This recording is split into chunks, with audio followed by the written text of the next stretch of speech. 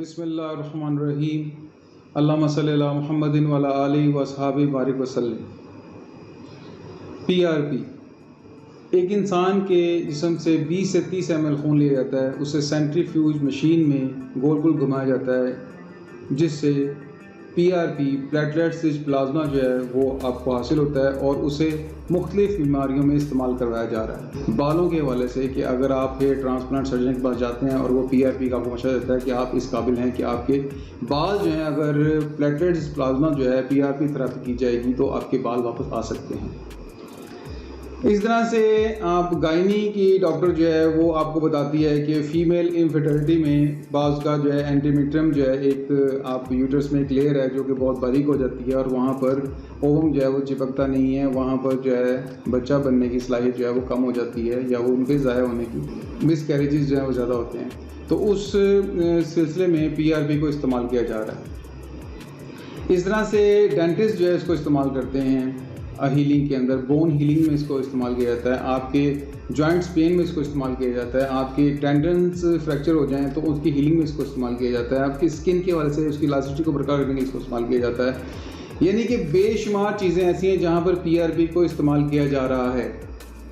और कमाल ये है कि इसे अभी तक इसे एक्सपेरिमेंटल ड्रग के तौर पर ही जाना जाता है, यानी कि 1970 से ये मेडिकल स्ट्रीम में डाला गया है और ये इस पे काम किया जा रहा है, लेकिन अभी तक इसको एक्सपेरिमेंट बेसिस पे ही समझा जाता है कि इसके रिज़ल्ट जो हैं वो एक्सपेरिमेंट ही किया जा रहा है हम, जबकि इसके रिज़ल्ट जो है 98% 99% रिज़ल्ट इसके बड़े अच्छे रिज़ल्ट आते हैं। और उसका नुकसान भी कम है क्योंकि आपका अपना ब्लड होता है, उसी में से उसको प्लाज्मा को प्लेटलेट्स को लगा किया जाता है और आपको लगाया जाता है।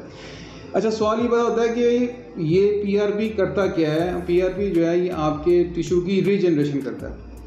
तो रीजनरेशन करता है, इसमें इस तरह की सलाहियत है कि आपके ग्रोथ फैक्टर्स के ऊपर काम करता है और टिश्यू को उसकी रीजनरेशन करता है। तो क्यों ना ऐसी डाइट ली जाए, ऐसी चीज़ें इस्तेमाल की जाएँ जिसके इस्तेमाल से आपके प्लेटलेट्स जो हैं वो ज़्यादा अच्छे तरीके से काम करें, ज़्यादा बेहतर तरीके से बने और बॉडी जो है वो रीजनरेशन की तरफ रहे, यानी कि बुढ़ापे के असरात कम आएँ और एंटी एजिंग ऑटोमेटिक आपकी एंटी एजिंग होना शुरू हो जाए। ऐसी डाइट आप लें, क्योंकि आपको पता है कुछ साल पहले अभी भी कुछ इलाकों में ऐसा है कि डेंगू फीवर जो है वो जब आया था तो उस वक्त आपके प्लेटलेट्स जो हैं वो गिरना शुरू हो जाते हैं। यानी कि डेंगू फीवर में जब मच्छर काट लेता है, डेंगू मच्छर काटता है तो आपके प्लेटलेट्स गिरना शुरू हो जाते हैं। यानी कि एक सेहतमंद इंसान के जो प्लेटलेट्स हैं वो 1.5 लाख से 4.5 लाख तक प्लेटलेट्स होने चाहिए और जब वो 50,000 से कम होना शुरू हो जाते हैं तो कॉम्प्लिकेशन जो है सामने आना शुरू हो जाती हैं।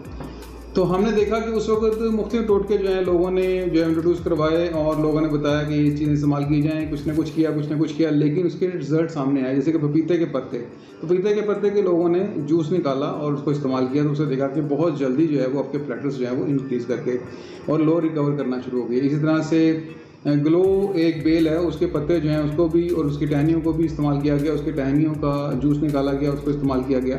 इस तरह से अनार का जूस इस्तेमाल किया गया। बेशुमार चीज़ें हैं जो कि आपके प्लेटलेट्स को इंक्रीज़ करती हैं।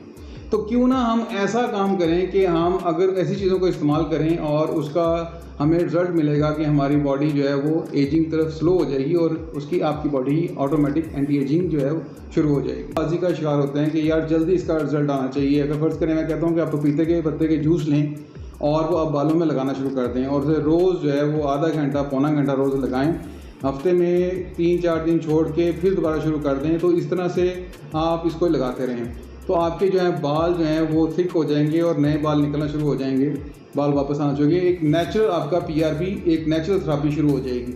तो लोग कहेंगे कि ये कितने अरसे में होगा जी, हमने आज लगा रहे हैं, हमें तो हफ्ता हो गया है, 10 दिन हो गए हैं, 20 दिन हो गए हैं, हमें रिजल्ट सामने नहीं आ रहा। जबकि आपका अपना जो नेचुरल जो आपका अपना ब्लड है उससे जो पीआरपी हमने किया है, प्लेटलेट्स प्लाज्मा इकट्ठा किया है, वो आपकी स्किन में जब लगाया गया, आपकी स्कैल्प की स्किन में लगाया गया तो आपको 3 से 6 माह लगे रिजल्ट आने में।